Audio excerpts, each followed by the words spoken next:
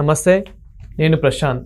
మాజీ సీఎం జగన్మోహన్ రెడ్డి గారి పరిస్థితి ఢిల్లీలో ఏ విధంగా ఉంది, అతని బలం ఇప్పుడు పెరిగిందా తగ్గిందా అనే విషయాలు అయితే తెలుసుకుందాం. దీని గురించి అయితే మాట్లాడేందుకు ప్రస్తుతం మనతో పాటు సీనియర్ జర్నలిస్ట్ సిఎస్ రావు గారు ఉన్నారు. నమస్తే అండి. నమస్తే సార్, జగన్ గారి పరిస్థితి ఇప్పుడు ఢిల్లీలో ఏ విధంగా ఉంది, అంటే పెరిగిందనుకోవచ్చా తగ్గిందనుకోవచ్చా అతని బలం? ఇప్పుడు తాజాగా జరుగుతున్న పరిణామాలను ఆంధ్రప్రదేశ్లో మనం గమనిస్తే ఈడీ ఎంటర్ అయింది లిక్కర్ స్కామ్లో. అవును, ఈడీ ఎంటర్ అయ్యి A1గా ఉన్నటువంటి రాజ్ కసిరెడ్డిని ఇప్పుడు విచారిస్తుంది. విజయవాడ జైల్లో ఉన్నాడు ఆయన. విజయవాడ జైల్లోనే విచారిస్తుంది ఏది ఈడీ. ఇప్పటి వరకు సిట్ విచారించింది, ఇప్పుడు ఈడీ ఎంటర్ అయింది. ఈడీ ఎంటర్ అయ్యి ఈడీ విచారణ చేస్తూ ఉంది. ఈ విచారణకి వెళ్తున్నటువంటి క్రమంలో సిట్ ఇప్పటి వరకు ఎవరెవరిని విచారించింది, వాళ్ళు ఇచ్చినటువంటి వాంగ్మూలాలు ఏంటి అనేది కూడా తీసుకుంది.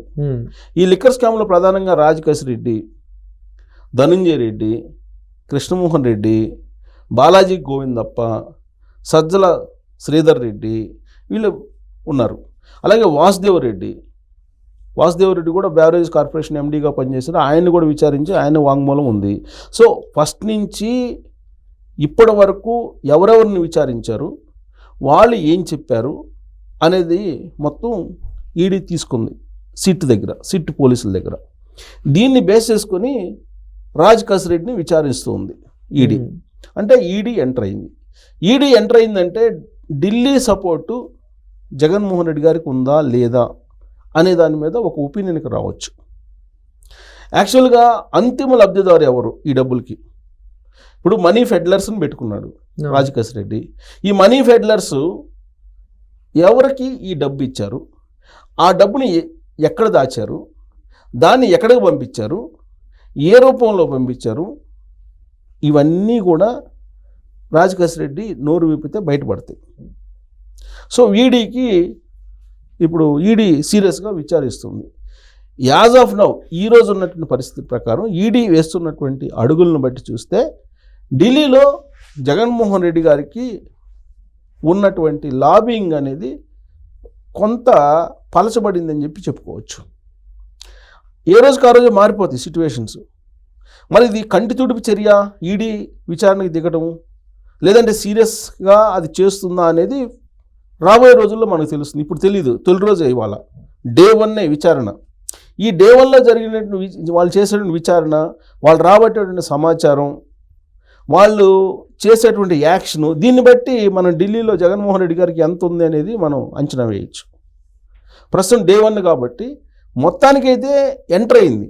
ఈడీ ఎంటర్ అయిందంటే ఢిల్లీ అనుమతి లేకుండా, ఢిల్లీ పెద్దల అనుమతి లేకుండా, ఢిల్లీ పెద్దల గ్రీన్ సిగ్నల్ లేకుండా ఈడీ ఎంటర్ అయ్యే అవకాశం లేదు. ఎందుకంటే కేంద్ర దర్యాప్తు సంస్థ కాబట్టి, కేంద్ర హోంశాఖ పరిధిలో ఉంటుంది కాబట్టి, కేంద్ర హోంశాఖ పరిధిలో ఉన్నటువంటి డిపార్ట్మెంట్ కాబట్టి వాళ్ళ అనుమతి లేకుండా, అట్లీస్ట్ మౌఖికంగా అయినా వాళ్ళ అనుమతి లేకుండా ఎంటర్ అయ్యేటువంటి ఛాన్సెస్ దాదాపుగా ఉండకపోవచ్చు. సో కాబట్టి ఢిల్లీలో జగన్మోహన్ రెడ్డి గారికి గ్రాఫ్ తగ్గింది అని చెప్పుకోవచ్చు. యాక్చువల్గా 2019 నుంచి 2024 మధ్యకాలంలో జగన్మోహన్ రెడ్డి గారి గ్రాఫ్ ఢిల్లీలో అమాంతం పెరిగింది. ఎంత పెరిగింది అని అంటే, ఏం చేసినా కానీ జగన్మోహన్ రెడ్డి గారు ప్రశ్నించేటువంటి ధైర్యం కూడా కేంద్ర ప్రభుత్వం ప్రశ్నించలేదు కూడా. ధైర్యం కాదు, ప్రశ్నించలేదు. కారణం ఏంటంటే రాజకీయేతరమైనటువంటి బంధం నరేంద్ర మోడీ గారికి తనకి మధ్య ఉందని చెప్పి జగన్మోహన్ రెడ్డి గారే పబ్లిక్ మీటింగ్లో చెప్పారు. అంత బాండింగ్ వాళ్ళిద్దరి మధ్య ఉంది. మరి అదే ఢిల్లీ బీజేపీ పెద్దలు ఇటీవల కాలంలో ఆంధ్రప్రదేశ్కి వచ్చి కేంద్ర హోంశాఖ మంత్రి అమిత్ షా గారు ఏమన్నారు, 2019-2024 మధ్యలో రాష్ట్రంలో విధ్వంసం జరిగింది అని అన్నారు. మరి విధ్వంసం జరిగిందని చెప్పి ఆయన చెప్పినప్పుడు ఆ విధ్వంసం ఏంటో అనేది ప్రజలకు తెలియజేయాలంటే దర్యాప్తు సంస్థల్ని స్వేచ్ఛగా దర్యాప్తు చేయించాలి. అది చేయించకపోతే పబ్లిక్ అనుమానిస్తారు, రాజకీయంగా నష్టపోతారు. మనం తెలంగాణలో చూసాం, కవితను అరెస్ట్ చేయకముందు, కవితను అరెస్ట్ చేసిన తర్వాత బీజేపీ గ్రాఫ్ ఎలా ఉందో. సో కాబట్టి అక్కడ కూడా ఇప్పుడు కనుక ఈడీని స్వేచ్ఛగా దాని దర్యాప్తుని అది చెయ్యకుండా ఢిల్లీ బీజేపీ పెద్దలు అడ్డుకుంటే ఖచ్చితంగా రాజకీయంగా బీజేపీ అక్కడ మూల్యం చెల్లించాల్సి వస్తుంది. కూటమి ప్రభుత్వం కూడా మూల్యం చెల్లించాల్సి వస్తుంది. కాబట్టి అలాంటి పరిస్థితి బీజేపీ తీసుకోదు. అసలు ఈడీ ఎంటర్ అయిందంటేనే ఢిల్లీ బీజేపీ పెద్దల గ్రీన్ సిగ్నల్ లేకుండా ఎంటర్ కాదు.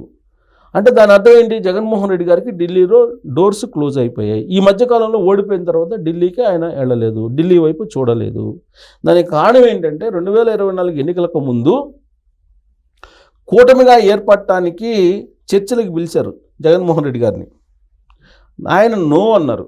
దానికి కారణం ఏంటంటే క్రిస్టియన్ ఓట్ బ్యాంక్ పోతుంది బీజేపీతో పొత్తు పెట్టుకుంటే అని. కానీ తెలుగుదేశం పార్టీ, జనసేన ముందుకు వచ్చి వాళ్ళు పొత్తు పెట్టుకున్నారు, కూటమిగా ఏర్పడ్డారు. కూటమిగా ఏర్పడిన తర్వాత కూటమి ధర్మం ప్రకారం ఖచ్చితంగా విధ్వంసం జరిగింది అని చెప్పి వాళ్ళు చెబుతున్నారు. కాబట్టి ఆ విధ్వంసం ఏందో ప్రజలకు తెలియజేయాలి. కాబట్టి విచారణ సక్రమంగా జరగాలి, లేదంటే రాజకీయంగా కూటమి నష్టపోతుంది.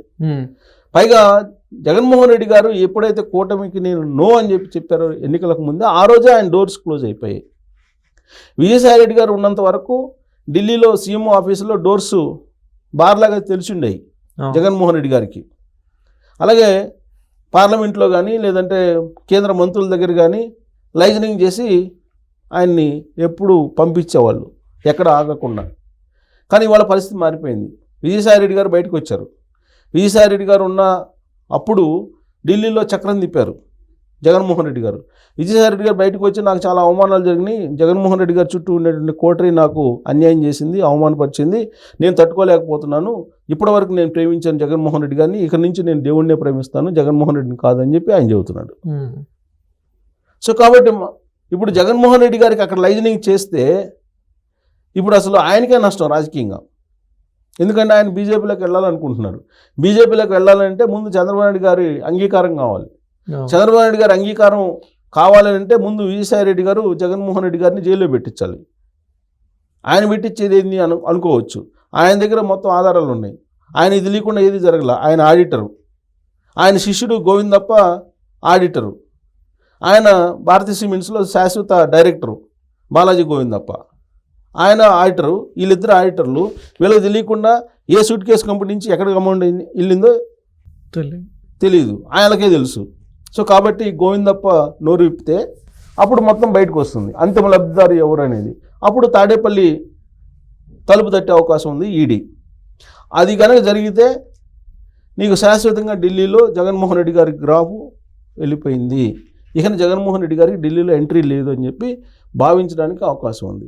మరి అంత దూరం ఈడీ వెళ్తుందా, లేదంటే ఇప్పుడు ఉన్నటువంటి ప్రభుత్వం ఒత్తిడి కారణంగా తూతూ మంత్రంగా ఈ విచారణని చేసి సరిపెట్టుకుంటుందా అనేటువంటి సందేహాలు కూడా లేకపోలేదు. కారణం ఏంటి? 12 సంవత్సరాల నుంచి బెయిల్ మీద ఉన్నారు జగన్మోహన్ రెడ్డి గారు. ఆ బెయిల్ రద్దు కావట్లా. ఎందుకు రద్దు కావట్లేదు బెయిల్ అంటే? ఢిల్లీ బీజేపీ పెద్దలు అంటున్నారు. మరి ఢిల్లీ బీజేపీ పెద్దల ఆశీస్సు లేకపోతే ఈ పాటికి ఆ బెయిల్ రద్దు అయితే ఆటోమేటిక్గా జైల్లోకి వెళ్ళిపోయే అవకాశం ఉంది కదా. కాబట్టి ఈడీ విచారణ కంటి తుడుపు చర్య లేకపోతే సీరియసా అనేదాన్ని బట్టి ఢిల్లీలో జగన్మోహన్ రెడ్డి గారి గ్రాఫ్ ఎంత తగ్గింది, ఎంత పెరిగింది అనే దాని మీద మనం ఒక ఒపీనియన్కి రావచ్చు.